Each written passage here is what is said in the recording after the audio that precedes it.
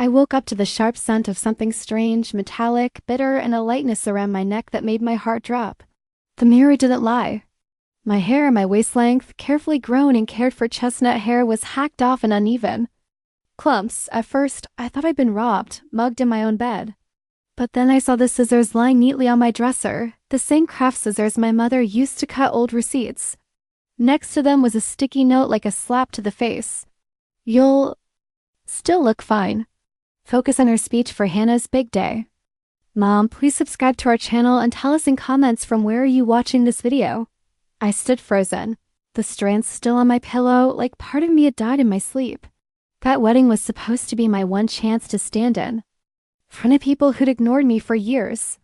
To finally wear the navy silk dress I bought with my own salary, not ask anyone for approval, and speak with confidence. Instead, I looked like I lost a bet. When I walked into the kitchen, my father barely looked up from his cereal. "Oh, good. You're up," he said. "Less hair makes your face look less distracting anyway. The attention's not supposed to be on you." My mother sipped her coffee and added, "It's Hannah's wedding. Let her shine, let her shine." They acted like I was some threat to the sun. Like I'd ruined the entire wedding just by standing in a nice dress and being visible. Let me explain something. I was the daughter they always managed, not the one they celebrated. Hannah got the designer dresses and violin lessons. I got the hand-me-downs and be grateful talks. Hannah got a graduation trip to Paris. I got told to work weekends to save for college, which I did.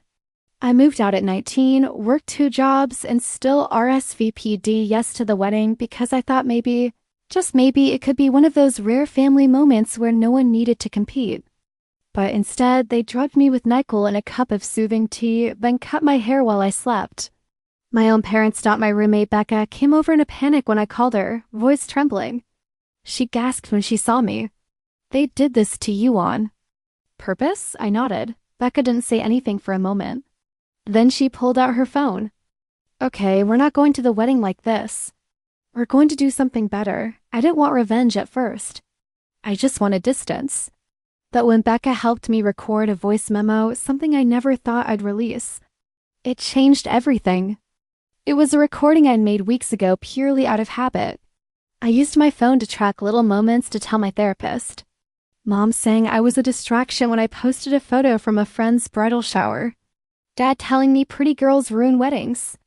With jealousy at the time, I thought they were just rude jabs. But listening back with Becca, it became something darker, a pattern. And then Becca said, "You know, there's a way to make them listen." That night, I made a decision. I would show up to the wedding, but not as they expected. I would not wear the dress they sneered at. I would not speak the words they gave me for Hannah's toast. I would take their script and shred it. And that would be just the beginning. I didn't sleep that night. Not really. Becca helped even out my hacked hair into a sleek, edgy bob. "You look like someone who's about to expose a family," she whispered as she styled the last strand. By morning, I had a plan. I arrived at the wedding venue early before the chaos kicked in, a sprawling vineyard estate. Of course, they picked something photogenic. Hannah's dream wedding was bought with my parents' savings, my mother's fake smiles, and my father's unshakable pride in the real daughter. I was just a side character, but not today. I'd rehearsed the speech I was supposed to give, some Hallmark nonsense about sisterhood and forever bonds. Instead, I walked up to the microphone at the rehearsal brunch when the mood was warm and smug, and I said, "Hi, everyone. I know I'm not the favorite daughter. That's never been a secret, but I'm here to say something different today." You could feel the air shift. My mother's smile twitched. "I want to talk about what happens behind the family portraits. When people say they love you, but cut you literally to keep you from outshining someone else. When they drug you with tea so you sleep. Through the sabotage. When parents treat your existence as a threat to the child they actually love." Gasps. One uncle dropped his fork. My dad stood up. "Enough." But I didn't stop. "You don't get to rewrite who I am anymore. You don't get to trim me down, hide me, or pretend this didn't happen." I pulled out my phone and played the recording. My mother's voice clear and cold. "She thinks she'll look better than Hannah. We'll fix that." Then my father's laugh. "We'll cut it while she sleeps. Girls like her need reminders." The silence was deafening. You could see people putting forks down, guests turning to one another in horror. I ended with, "You taught me shame. Now I'm teaching you consequences." Security escorted me out because my parents started yelling. My sister was in tears. Not because of me, but because this will ruin my photos. But it wasn't over. The video went viral within 24 hours. Becca uploaded the full clip online, captioned, "This is what happens when you weaponize family." It blew up. Millions of views. Celebrities reposted it. TikTokers lip-synced it. I got DMs from strangers saying, "Thank you for saying what I never could." But the best part, a week later, I received an email from a wedding magazine editor. She said, "Your story isn't just brave, it's something we want to feature. How would you feel about a photo shoot and article called 'The Uninvited Sister Who Stole the Show'?" I said yes. The photo shoot was everything my parents tried to steal. From me, elegant, powerful, unapologetically me. They did my makeup, styled my new hair, and wrapped me in gowns that shimmered louder than shame. That was the beginning of the second chapter of my life. 3 months passed. My family still hadn't reached out, not to apologize, not to explain. But they didn't need to. The world had already turned its eyes on them. My video had become a cultural moment. Talk shows debated it, bloggers analyzed every word. Pretty privilege, sister rivalry, emotional abuse masked as tradition. I was now the face of every daughter who had ever been silenced in favor of a shinier sibling. But I wasn't looking for fame. I wanted freedom, and I wanted to make sure they never silenced another girl again. It started with an email from a woman named Cynthia Ray, CEO of a high-end fashion brand that specialized in rebranding damaged reputations through truth. Her daughter had been through something similar. She offered me a job, not just as a model, but as the creative director for a new campaign called "You Can't Cut Power."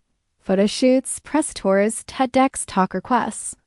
I turned my pain into purpose. Meanwhile, the follow-up back home was predictable. Their suburban neighborhood turned cold. Wedding guests who had cheered for Hannah now avoided eye contact at grocery stores. The priest who officiated her ceremony told his church she should have been the one asking for forgiveness, not validation. Even Hannah's new husband, Greg, who had stayed silent during the hair-cutting scandal, walked out 6 weeks after the wedding. Apparently, he found a box of printed Instagram comments his new bride had written under anonymous accounts attacking me online. She wasn't just complicit, she was obsessed and now alone. I wish I could say that made me feel better. But the truth is, I didn't care anymore. I was too busy building something they could never taint. The real revenge came when Cynthia made me an offer.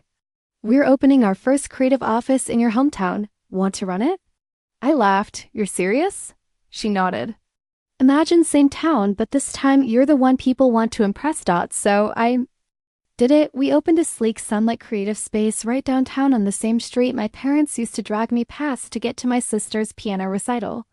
This time it had a giant window decal that read, "Power cannot be cut."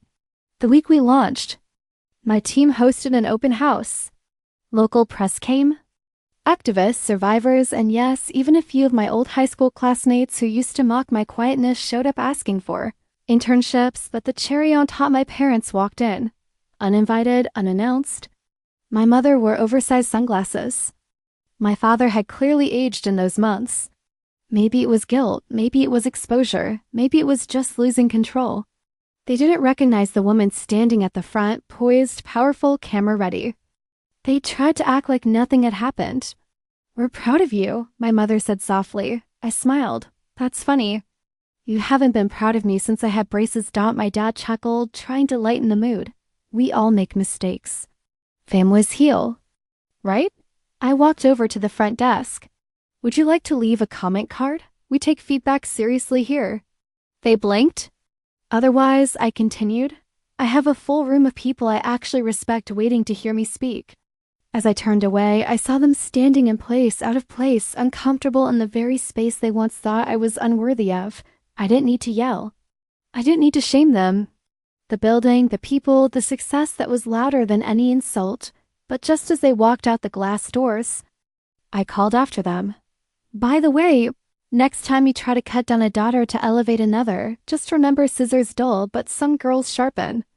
They never came back, and I never needed them to. Because I had finally learned, they didn't. To find my beauty, They didn't define my power. And they never ever had the right to define my worth, not with scissors. Not with silence. Not ever again. Asterisk, please subscribe to our channel and tell us in comments from where are you watching this video.